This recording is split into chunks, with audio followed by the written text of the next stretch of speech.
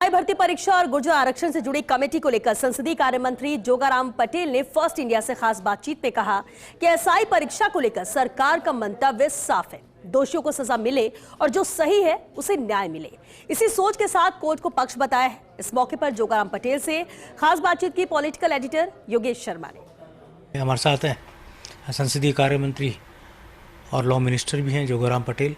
जोगाराम जी, रीट को लेकर जो अलग अलग तरह की ओपिनियन आई है, सरकार का ऑब्जर्वेशन था, कमेटी की अपनी कहा जा सकता है उसका ऑब्जर्वेशन था, तो क्या लगता है कि जिस तरह का अब जो सामने आई हैं चीज़ें, उनको लेकर क्या कहेंगे? देखिए, जहाँ तक इसमें भर्ती का मामला है, सर्वप्रथम तो इतना कहूँगा कि जहाँ जुडिशियल मैटर पेंडिंग होता है वहाँ ज़्यादा हमारे कमेंट ठीक नहीं। फिर भी सरकार ने बहुत गंभीरता से सभी पहलुओं पर विचार किया।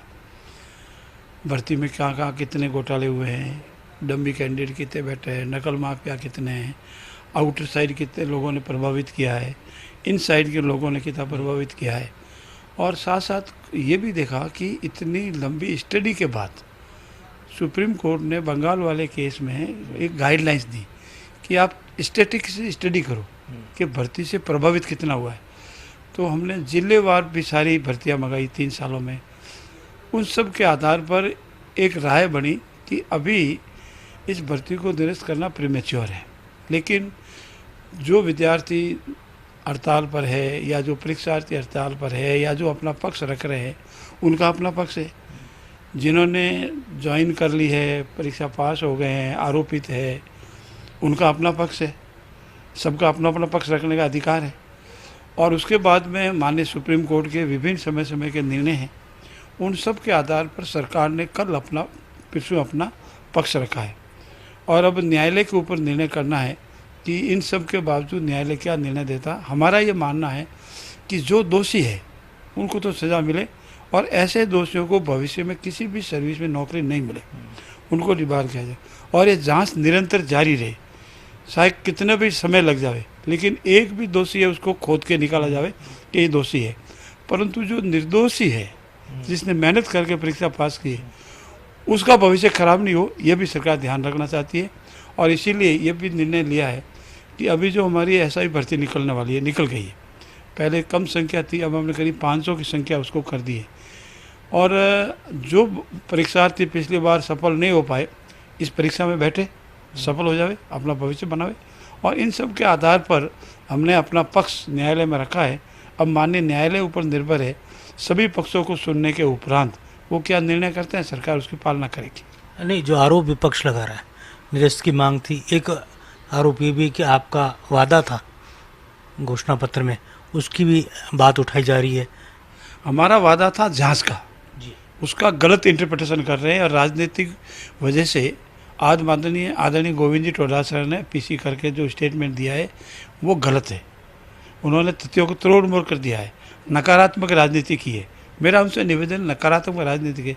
हमने जांच की और जांच में दोषी पाए, उनको डिबार किया है। उन्होंने, कांग्रेस ने आज दिन तक किसी को डिबार नहीं किया। जितनी भी कांग्रेस काल के भर्तियाँ हुई, वो जो भर्तियाँ संदेह के घेरे में आई, उन सबको हमने खोल के निकाला है। ऐसा और पहला हमारा निर्णय था एसआईटी गठन का। एसआईटी गठित की है, इतने लोगों को पकड़ा है। अब जांच करने के बाद ही पकड़ेंगे, ऐसे ही तो किसी को नहीं पकड़ सकते। और जांच करने के दोषी पाए जाने पर ही किसी को सजा दी जा सकती है, ऐसे तो नहीं दे सकते। और जो दोषी है वो जेल में है। कांग्रेस के कार्यकाल के दौरान एक भी अधिकारी नहीं पकड़ा गया, न जांच की गई। हमारे कार्यकाल के दौरान पूरी निरंतर जो भी हमारा समय हुआ है 16-17 महीने का, उस 16-17 महीने में निरंतर जांच हो रही है, पकड़े जा रहे। और ये जांच तब तक जारी रहेगी जब तक जितने भी किसी न किसी अवैध गतिविधि से ज्वाइन किया है या अवैध गतिविधि में लिप्त है या अवैध गतिविधि में करवाई है, उन सबको पकड़ेंगे। इसलिए ये आरोप गोविंद सिंह डोटासरा जो बात कह रहे हैं, वो भी उन मुद्दों को उठा रहे हैं जो आपके इन 17 महीने के कार्यकाल के हैं। तो क्या लगता है कि सियासत जो है उसके जरिए, एक विपक्ष के जरिए सत्ता पक्ष को घेरने की कोशिश करने के बावजूद भी मुद्दे लेके नहीं आए। सत्ता पक्ष हमेशा गिरता है मुद्दों पे, और मुद्दे उनके पास नहीं है। उनकी अंदरूनी खींचतान है, मुद्दे विहीन है, तथ्य नहीं है। और हमारा जो कार्यकाल रहा है उस कार्यकाल के दौरान हमारी परीक्षा कैसे होगी कि जो 2 बार बाई इलेक्शन, एक बार तो बाई इलेक्शन हुआ, वो रिजल्ट आपके सामने है, 5 में से कितने, 7 में से 5 हम जीते, और दूसरा अभी नगर पालिकाओं नगर निगमों का चुनाव हुआ, इसमें से 37 में से 27 हम जीते। उसके बाद भी जनता में जो नरेटिव है वो ये है कि सरकार काम कर रही है, शायद दोनों बजट से हो, रोड का काम हो, स्कूल का हो, सफा खाना हो, ये सब काम चल रहा है। कांग्रेस के पास कोई मुद्दा नहीं है तो हर बार मुद्दे से भटकते हैं। अब इस मुद्दे में कल आज ये कहा है कि इन्होंने ये वादा किया था कि भर्ती कैंसिल करेंगे, कहीं उठा के बताओ कि भर्ती कैंसिल करेंगे। हमने कहा इसकी जांच कराएंगे, जो दोषी है उसको सजा देंगे। मतलब जिनके साथ न्याय हुआ है उनके साथ न्याय नहीं होने देंगे, और जो दोषी है उनको कटघरे में लाएंगे। छोड़ेंगे नहीं। एक है जो दोषी नहीं है उसको सजा नहीं देंगे, और जो दोषी है उसको छोड़ेंगे नहीं। तो क्या जोगाराम जी, अब आपकी सरकार, भजन लाल सरकार, उस और आगे बढ़ रही है नौकरियां देने में जो घोषणा मुख्यमंत्री ने बजट में की थी? सही प्रश्न है योगेश जी, सबसे पहले आपका कि हमने जो वादा किया है कि इस साल हम 1 लाख देंगे, तो 70,000 के लगभग हमने नौकरियां दे दी, सरकारी नौकरियां सब प्रूफ के साथ, और ज्वाइन कर ली बच्चों ने। और जब हमारा बजट जुलाई में आया था, वापस जुलाई आएगी, उस तक हम 1 लाख के लगभग सरकारी नौकरी देंगे। अभी शीघ्र ही हमारा रोजगार मेला लगने वाला है, उसमें बड़ी संख्या में नौकरी देंगे। अनेक भर्तियां हमारी कांग्रेस के कार्यकाल के दौरान विभिन्न न्यायालयों में अटकी हुई है, और मैं रोज़ प्रयास कर रहा हूं कि जो न्यायालयों में नौकरी की वजह से, कोई टेक्निकल वजह से अटकी हुई है, स्टे है, उन सब को निपटा करके नौकरी देंगे। और हमने जो 5 साल में 4 लाख की नौकरी का जो वादा किया है उसका पूरा कैलेंडर जारी किया है, और परीक्षा हम कर रहे हैं। कितना भी कोई दबाव दे, हम परीक्षा आगे नहीं खिसकाएंगे, नियमानुसार करेंगे, पारदर्शिता से करेंगे, और जिनकी जो योग्यता है उसके अनुसार वो रोज़गार पाएगा। मेरा ये भी निवेदन है कि हमारे कार्यकाल के दौरान इतनी परीक्षाएं हुई, एक भी आक्षेप कांग्रेस वाले नहीं लगा पाए, और उनकी नौकरी के दौरान सारी परीक्षाएं जो हुई वो आक्षेपित है और पकड़े जा रहे हैं। मेरा एक निवेदन आपकी मार्फत और है, चाहे हमारे मोदी जी का 11 साल का कार्यकाल रहा हो, या हमारे राजस्थान में हमारा अभी 16-17 महीने का कार्यकाल रहा हो, एक भी आक्षेप हमारी सरकार या हमारे मंत्रिपरिषद के साथी पर नहीं है। और कांग्रेस के कार्यकाल के सारे आक्षेप है हर मंत्री पर लग रहे हैं, अब भी खुल रहे हैं। कुछ लोग जेल में, कुछ आरोपित है, कुछ की जांच हो रही है, और वो सब में मानते हैं कि हम दोषी नहीं, वो दोषी। एक सवाल और है, मानवीय पहलू है कि जो रिट के आंदोलनकारी थे, जो बेचारे कई लंबे समय से आंदोलन करते, क्या सरकार उनसे बात करेगी, उनको समझाएगी? आप तमाम प्रमुख लोग उनको ये कहेंगे कि आप अपना आंदोलन वापस लें, और सरकार ने जो, या कोर्ट जो कह रहा है उसके अनुसार अपने आगे का कार्य करें?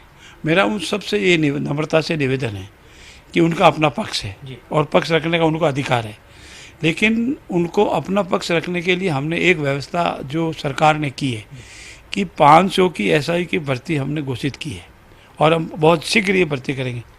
जोगाराम जी पटेल से कई मुद्दों पर बात हुई, लेकिन साफ तौर पर उन्होंने कहा कि रीट को लेकर सरकार का जो फैसला है, या सरकार का जो ओपिनियन है, वो अपने आप में उन तमाम अभ्यर्थियों के पक्ष में है जिन्होंने रीट में परीक्षा दी है, और सरकार उनके हितों की बात कर रही है। इसी तरह गुर्जर समाज के लिए भी सरकार की सोच आगे बढ़कर पॉजिटिव रुख अपनाने की है। किस तरह से ज्वलंत मुद्दों पर सरकार काम करेगी वो भी कुछ दिनों में नज़र आएगा, लेकिन ये ज़रूर है कि धीरे धीरे जो रोज़गार के अवसर बढ़ाने की बात है, या रोज़गार को लेकर जो घोषणाएं हैं भजन लाल शर्मा की, उस दिशा में, पूरा करने की दिशा में सरकार अपना मंतव्य साफ कर चुकी है।